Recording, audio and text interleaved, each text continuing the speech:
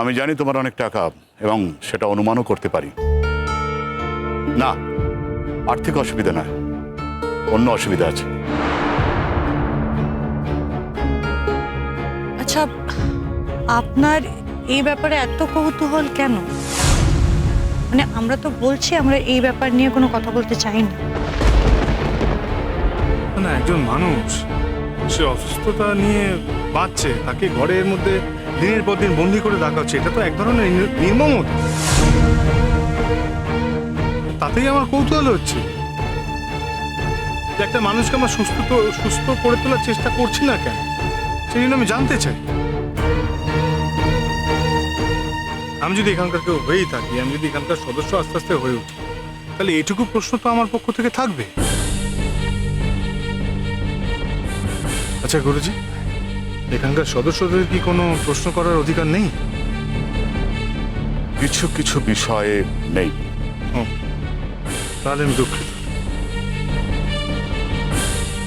আমি তাহলে এটাই বিশ্বাস করি যে সেই সদস্য সেই জায়গার সমস্ত বিষয়ে মাথা ঘামানোর অধিকার তার থাকে, এটাই আমি বিশ্বাস করি। তার মানে আপনি বলতে চাইছেন যে এখানকার বিষয়ে কোনো ভালো মন্দ যাই হোক, কোনো বিষয়তে মাথা ঘামানোর অধিকার আমার নেই, তাই তো? তুমি ভুল বুঝো না আমাদের। তোমার মাথা ঘামানোর অধিকার নেই সেটা কিন্তু আমি বলিনি, কিন্তু এই বিষয়টাতে কেউ মাথা ঘামাক আমরা কেউ চাই না। ওরা আমাদের আশ্রমের অতিথি, স্থায়ী সদস্য নয়। দেখো, ওদের ব্যাপারে চিন্তা ভাবনা করার অন্য লোক আছে। দেখো, আমি একটা নির্দেশ পেয়েছি, তাই ওদের এখানে রেখেছি। যতদিন নির্দেশ থাকবে ততদিন রাখবো, তার মধ্যে আমাদের নিজস্ব কিছু করণীয় নেই। আমরা ওদের বিষয়ে, মানে বিশেষ করে এই ভদ্রমহিলার বিষয়ে স্বাধীনভাবে কোনো সিদ্ধান্ত আমরা নিতে পারি না। গুরুজি, ভদ্রমহিলা কে? আপনি তো বুঝতেই সে বিষয়ে এক্ষুনি কথা বলার সময় আসেনি, এবং সে বিষয়ে কথা বলতে আমরা চাইছি না, সেটা তোমাকে আমি বারবার বলছি। না, আমার ব্যক্তিগত কোনো বিষয়ে জানার কোনো ইচ্ছা আমার নেই, বিন্দুমাত্র প্রবৃত্তি নেই। আমি শুধু এটাই বলতে চাইছি, একজন মানুষ অসুস্থ, মানসিকভাবে সে বিকৃত, তাকে যদি চিকিৎসা করানো হয়, সে যদি সুস্থ হয়ে যায়, এইটুকু আমি বলতে চাই। আচ্ছা, আমরা কি সেই চিকিৎসাটুকু তাকে দিতে পারি না? তুমি তো ডাক্তার নও, সঠিক চিকিৎসা দেওয়ার জন্য ডাক্তার আছে। ডাক্তার চিকিৎসা করেন এবং করেছেনও, তাতে কাজ হয়নি। আর বললাম যে আরো যে সঠিক চিকিৎসা দেওয়া সম্ভব, সেটা আমাদের পক্ষে দেওয়া সম্ভব নয়, সেটা আমাদের হাতের মধ্যে নেই। আর সেটা কি? আপনি কেন বারবার এই বিষয়টা নিয়ে কথা বলছেন আমি তো সেটাই বুঝতে পারছি না। দেখুন, আমাদের একটা অতীত আছে। আপনি যখন বিষয়টা জানতেই চাইছেন তাহলে শুনুন। মানে আমি যতটা জানি আমি ততটাই আপনাকে বলছি। আমার বাবার সাথে আমার মায়ের সম্পর্ক ভালো ছিল না। আমার বাবা মানুষটা ভালো ছিলেন না। আমার মাকে আমাকে খুব অত্যাচার করতেন। যদিও আমি অনেক ছোট ছিলাম, আমার বাবার অত্যাচারেই আজকে আমার মায়ের মানসিক রোগ হয়েছে।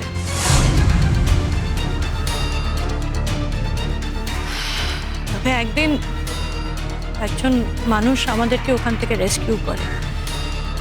রেস্কিউ করে আমাদেরকে এই আশ্রমে নিয়ে আসে, আর তখন থেকেই আমরা এখানে আছি। বাবুজির এর পেছনে কোনো স্বার্থ নেই। বাবুজি এখানে আমাদের থাকতে দিচ্ছে, আমাদের খাওয়াচ্ছে, পড়াচ্ছে। এর থেকে বেশি আমি বাবুজির কাছ থেকে আশাও করতে পারি না। তবে আমি একটা আশা নিয়ে বসে আছি যে মা একদিন ঠিক হয়ে যাবে, সে নিজের থেকেই ঠিক হয়ে যাবে। বাবুজি হ্যাঁ আমি যাই কিনে মেলা কাণ্ড পড়ে আছে। যা, আমিও যাই কেন? কালকে দিনটা তোদের ছুটি দিয়ে দিলাম, যা। কাল কোনো কাজ নেই, সকাল থেকে আনন্দ করবি, কেমন? পরশুদিন তো তোদের বিয়ে, সকাল থেকে চলে আসবি, গান আনন্দ মজা করবি, আর বাবুটকি দেখবি যেন খুব আনন্দ করে, কেমন? যা, পালা।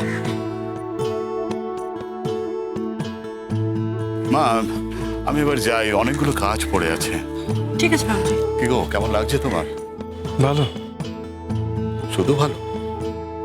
না, ভালোই লাগছে। তবে যে জায়গাটাকে আপন ভাবছি বা যে জায়গাটাকে আপন করতে চাইছি, যে মানুষগুলোকে আপন করতে চাইছি, তারা যদি এরও মনে করায় যে না তুমি আপন নও, বা এটা বুঝতে পারি যে সেই জায়গাটা আমাকে আপন করতে চাইছে না, তখন একটু অসুবিধা হয় বই কি। অভিমান থেকে বলছো? অভিমান হয়েছে, তবে একটা দিন মনে রেখো, তোমার এই অভিমান কেটে যাবে, আমার উপর ভরসা রাখতে পারো। আসি রে মা, আসি গো।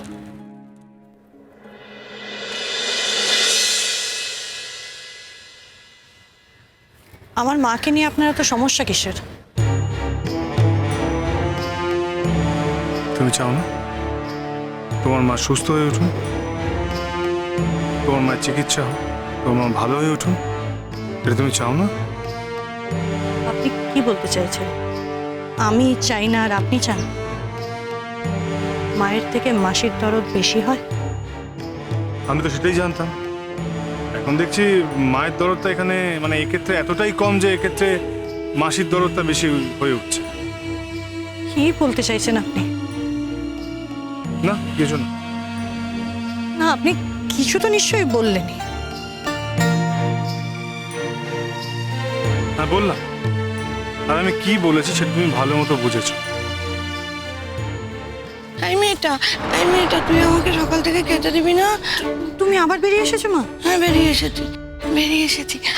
আমি শুনলাম আজ কার এখানে বিয়ে আছে, আমি সেখানে নাচবো, গান করবো। হ্যাঁ, তুমি কে গো? হ্যাঁ, তোমাকে তো আগে কখনো দেখিনি এখানে।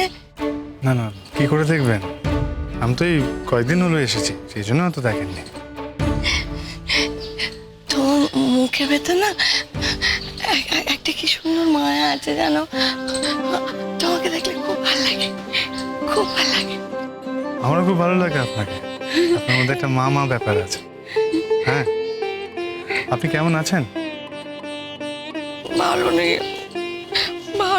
ওরা আমায় খেতে দেয় না জানো, খেতে দেয় না। মা, তুমি কিন্তু ভুল কথা বলছো। সকালবেলা ঘুম থেকে উঠে আমি তোমাকে প্রথম খেতে দিই। আচ্ছা, আপনার খেতে পেয়েছে বুঝে? না মানে ওনার নিয়মে খাবার অভ্যেস আছে, তার থেকে বেশি করে শরীর খারাপ করে। খাবেন? খাবো। লজেন্স খাবেন? তুমি কি ভালো ছিলে? আচ্ছা, আমার জন্য ছিল অজিন্স কিনে দিত, কি ভালো। শোনো না, আজকে না এখানে নাচ গান হবে, আমি ওখানে গান গাইবো, নাচবো। না না, দেখবো নাচ গান হবে ওখানে, আমি দেখবো। তুমি আমাকে একটু নিয়ে যাবে গো? আমি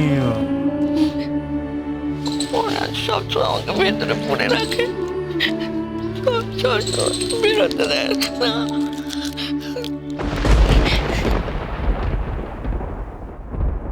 মা, দরজাটা বন্ধ করে রাখি, কারণ তুমি বহুবার এখান থেকে চলে গেছো, এমনকি রাত্রির বেলাও তুমি এখান থেকে চলে গেছো। তোমাকে খুঁজতে খুঁজতে আমার জীবনটা বেরিয়ে গেছে। বাবুজি কতবার তোমাকে খুঁজে এনেছে, সেসব কথা তো তোমার মনেও নেই। তাই বাধ্য হয়ে তোমাকে আমি বন্ধ করে রাখি। উনি তো বাইরের মানুষ, এসব তো উনি বুঝবেন না। আচ্ছা ঠিক আছে, এবার থেকে যাতে উনি চলে না যান সেটা আমি দেখব। আমি খেয়াল রাখবো, আমার প্রতি এটুকু ভরসা তুমি করতে পারো। তুমি ঠকবে না। দেখো, ওনার বাড়ি বেরোনো দরকার। উনি যদি এইভাবে দিনের পর দিন ঘরবন্দি হয়ে থাকেন, তাহলে ওনার মানসিক পরিস্থিতি আরো অবনতি হবে। তাই বলছিলাম যে আচ্ছা শুনুন না, আপনাকে বলছি, আপনি চলুন না আমার সঙ্গে, নাচ দেখবেন তো, গান দেখবেন, গান করবেন, তাই তো? কিন্তু তার আগে আমাকে একটা কথা দিতে হবে। কি কথা? সেটা হলো, আমাকে না বলে আপনি কিন্তু কোথাও যেতে পারবেন না। কি ডাকে মোহ